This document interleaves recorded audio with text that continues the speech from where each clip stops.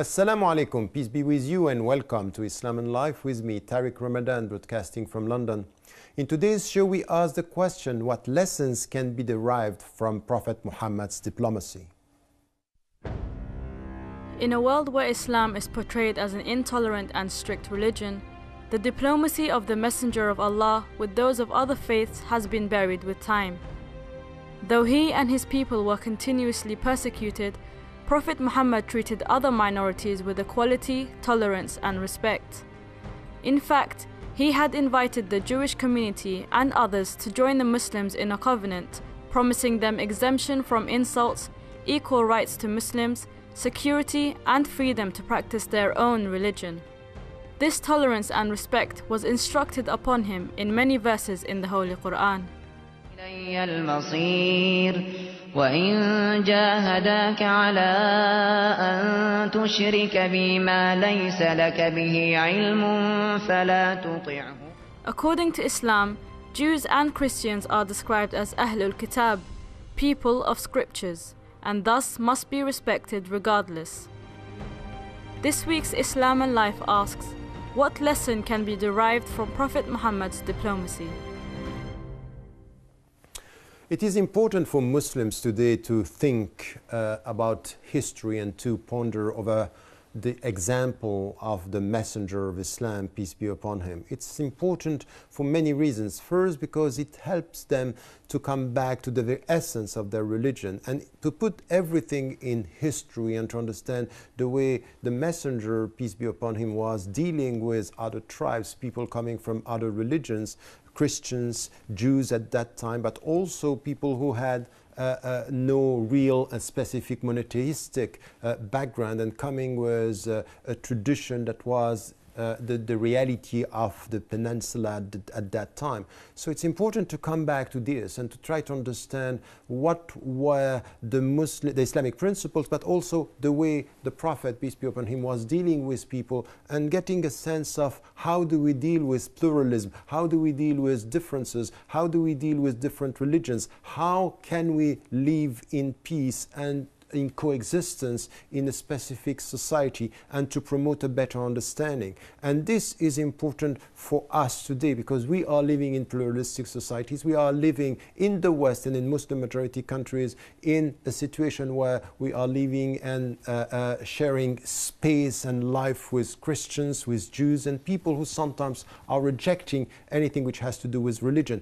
In which way we can deal and what do we have to draw from history to understand how we can deal with our presence. And to answer all these questions, I'm joined by Reverend Nadim Nassar, the director and co-founder of the Awareness Foundation. Thank you so much for being with us today. Let me start with this understanding because you are coming from an Arab country. We have been living with Muslims and you know what is the reality of a pluralistic society.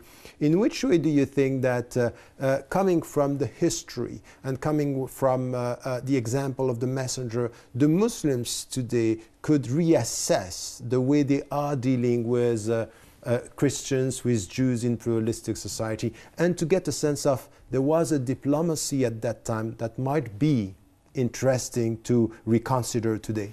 It's very interesting, and thank you for inviting me. I think we do live in a pluralistic society, and it's not very different than the time of the Prophet Muhammad, and even in the time of Jesus Christ. If we look at the three ages, the Jesus age, when the Roman Empire was taking the whole over the Middle East, and then we go a bit ahead of the time when Islam started and the Quran started to come on Prophet Muhammad, we see a similar society in the diversity. And then now 2000 years after Christ, And we still live in a pluralistic society. So it seems we must admit that this is a fact of life, that we must deal with this issue.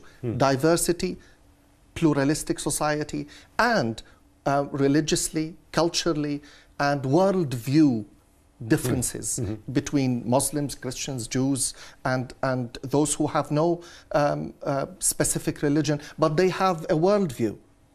But it's a very important point that you are making, because very often today, because we live in what we call today, you know, multiculturalism, a pluralistic society, it's as if we are discovering something which is in fact as old as history. Absolutely. And when it comes to the relation for Muslims, for example, it is said in the Quran, وَجَعَلْنَاكُمْ شُعُوبًا وَقَبَائِلَ لِتَعَارَفُوا, which is, you know, we made you tribes and nations in order for you to know each other. So in fact, this diplomacy is not only based on something which is try to cope, but mutual knowledge. So how much do we have to value today the starting point of living together on mutual knowledge? Is this happening? Do you see this happening? Do you see that Muslims, for example, should come back to this? And in which way this also can be a way to deal with Christians and Jews and people of other spiritualities and faiths?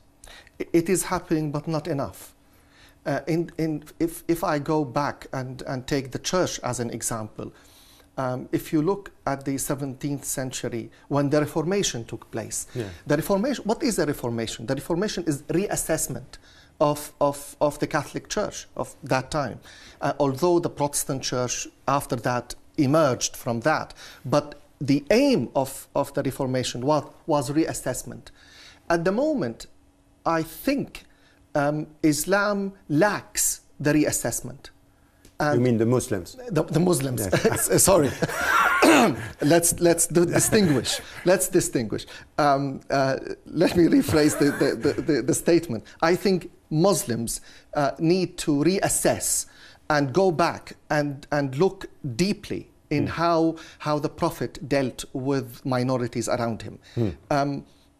If you look from Wathiqatul Medina to Ahl Najran, to how he dealt with the Bishop of Damascus, to Ahlul Ila, to the Jews, it's rich how the Prophet dealt with minorities, whether Jews, whether even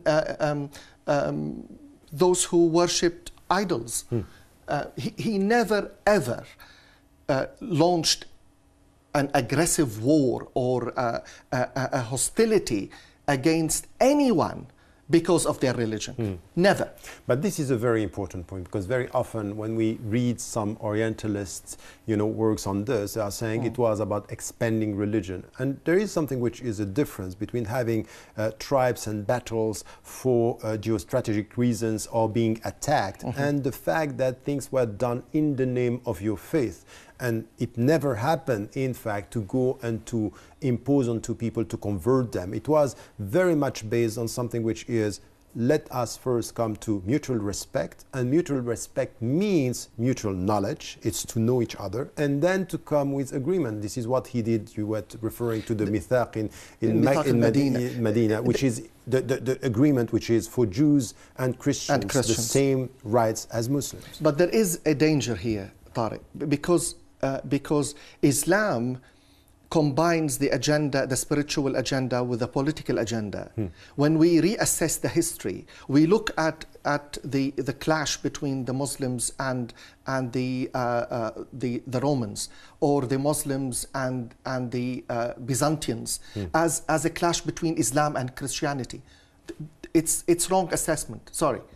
That's very because important the war, right. the war between the Prophet, even after the Prophet, the Khulafa al-Rashidin, or al-Abbasiyin, or al-Umayyin, there was no war based on there is Muslim Ummah nation against the Christian nation. No, there was the Muslims against an empire of injustice, the empire of even them taking their empire by power and by war. So let's not kid ourselves and look at the history as it is in the past. There was a clash between Christianity and Islam. Actually, Islam was not in touch with mainstream Christianity until Islam arrived to Syria. Because Christianity in the Arabian Peninsula was not Christianity in Bilad Sham, in it was Syria. not the same, but we still had Christian tribes around Medina. But Al-Nasara, they are not Christians. Al-Nasara is different than Al-Masihiyun. So what is the difference? Right. وَدُعْيُوا مَسِيحِيِّينَ أَوَّلًا فِي أَنْطَاكِيَا. They were called first Christians in Antioch. Al-Nasara also, they were called in Iraq Al-Nasatira. They followed a leader called Nassar. And they were in first contact with Islam. And if we look in the Quran does not mention one time Christians, Al-Masihiyun. Only the Nassar. Only yes, the Nassar, but because the reality of the time. Exactly. Yeah. Because the Quran dealt with the reality of the context where the Quran came.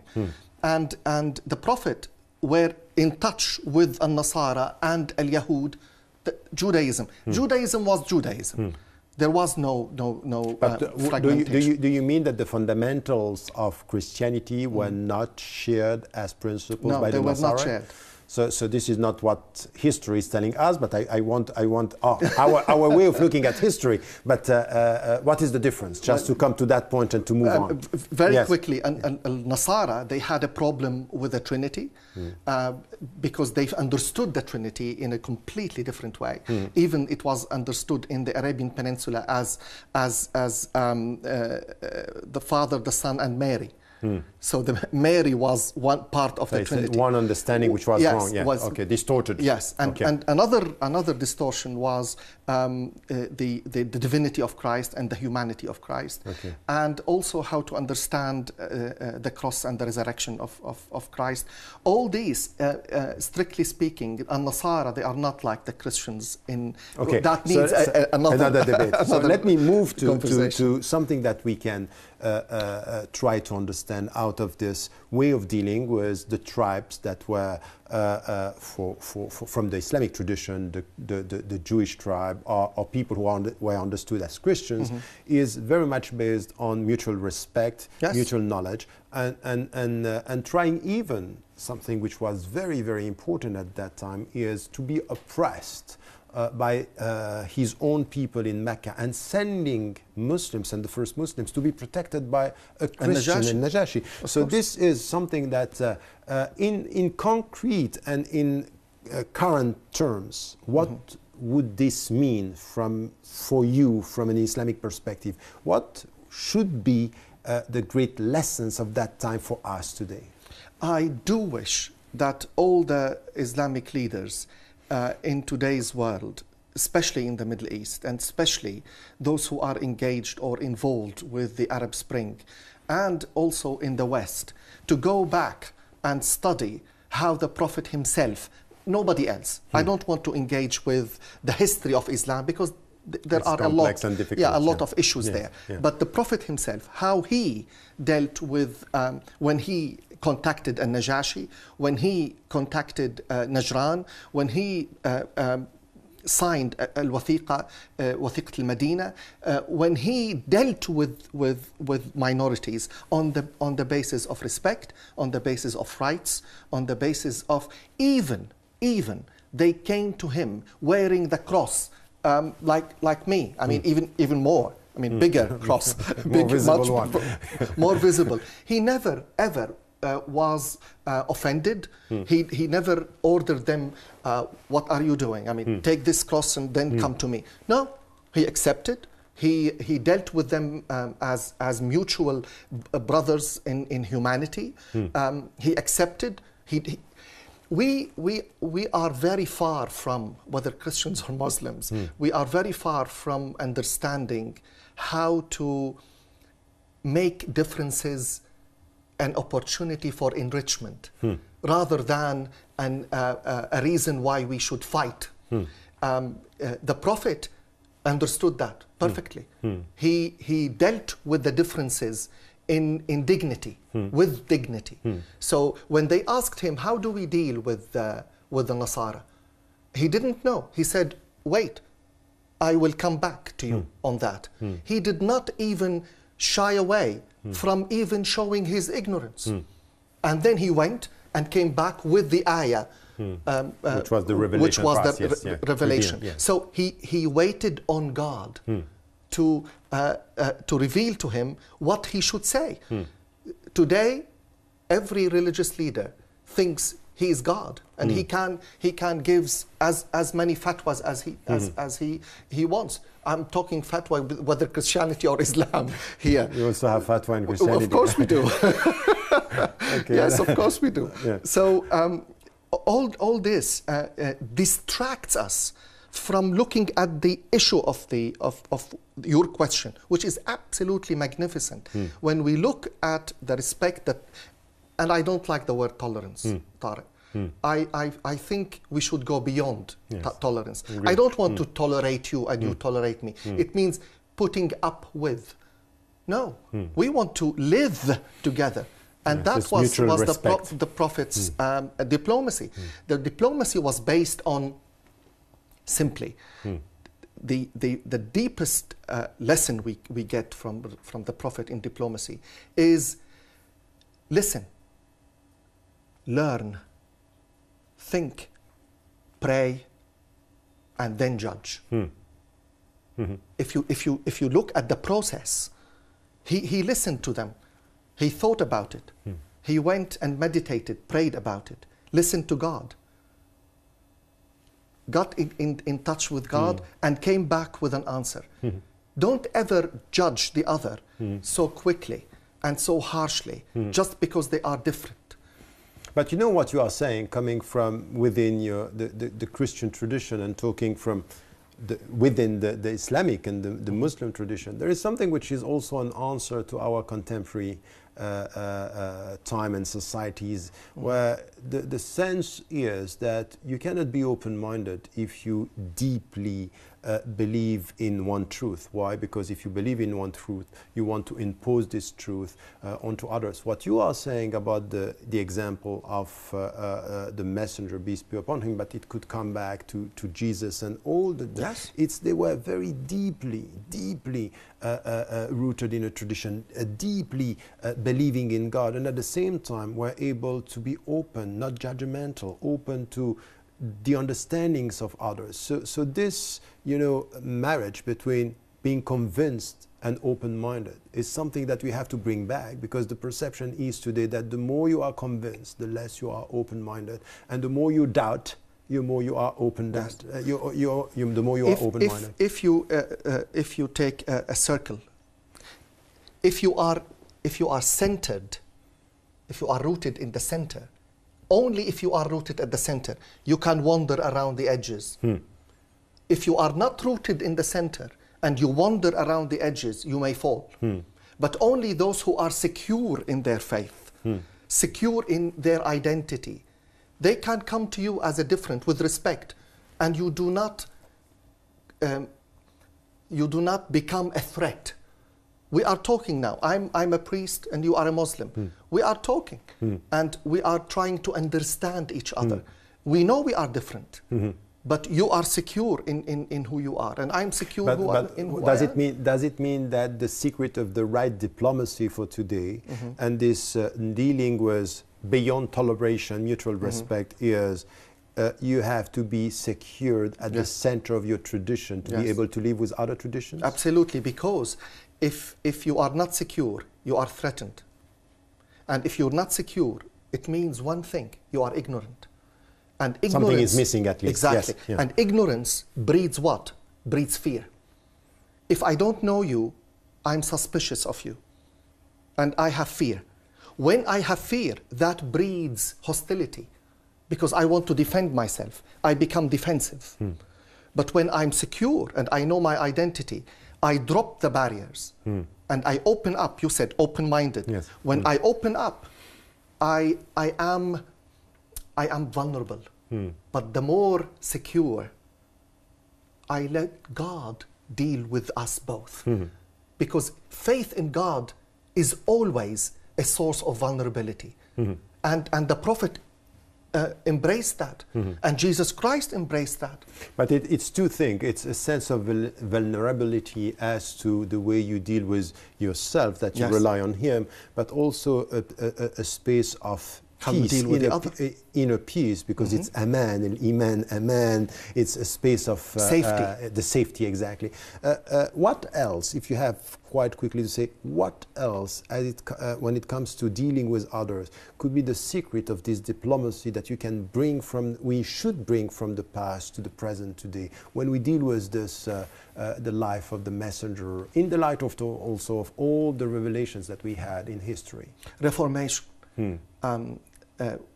Christianity is 500 years older than Islam, and Islam has to learn from history, as we have to learn from history. If we look at for example, the Crusades, it's a chapter no church would be proud of, no Christian would be proud of. Why? Because the Crusades is an example of false diplomacy, false faith, and foolish expression of the faith of the church. And now we learn that through hostility, through war, through violence, we can never protect faith. You protect faith when you give it away. And that's what the Prophet did. He didn't protect it. He gave it away. He didn't hang on to it. He let the others judge it. Take it. Which also means, in what you are saying, it's to be able to be deeply rooted in your belief. It's to be centered and secure within, but also to be courageous to face the reality, because what you are saying, diplomacy, is also to be courageous enough to read the text in the light of the context, being faithful to the text, but also understanding the context. And two other values with courage. You have to be generous. With accepting the other and coming back. And the third is hospitality. We are from the Middle East, and we know courageous heart and generous spirit and hospitable faith are the lessons from the Prophet we have in his diplomacy. I think, thank you so much for that. I think that with all what we had, if we come to the 4 words that we had out of this discussion, the first, which is very important, is to be deeply rooted, is to understand, educated as to know who you are at the center of your tradition, to be open with all the others, as you were saying. And the 3 other things that we are talking about is a sense of hospitality, a sense of generosity, and also courage to face the reality, not by forgetting your text and your tradition, but to be able to read your text in the light of history and context, to be faithful to God. And I think that with all 4 words, we get the essence of our discussion. Well, that's all we have time for. Let us know your thoughts and views on any of the shows you have seen, and here is the way to contact us. Islam and Life welcomes your opinion. So please send us your suggestions as well as criticism on any of the shows you have seen or you would like to see. You can do all this by emailing us at islamandlife@presstv.co.uk.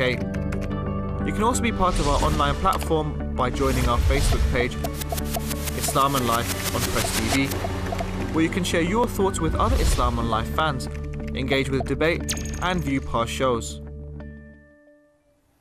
Finally, I would like to thank my guest, Reverend Nadim Nassar. Thank you so much for your presence and your input. And I hope to see you next week, inshallah.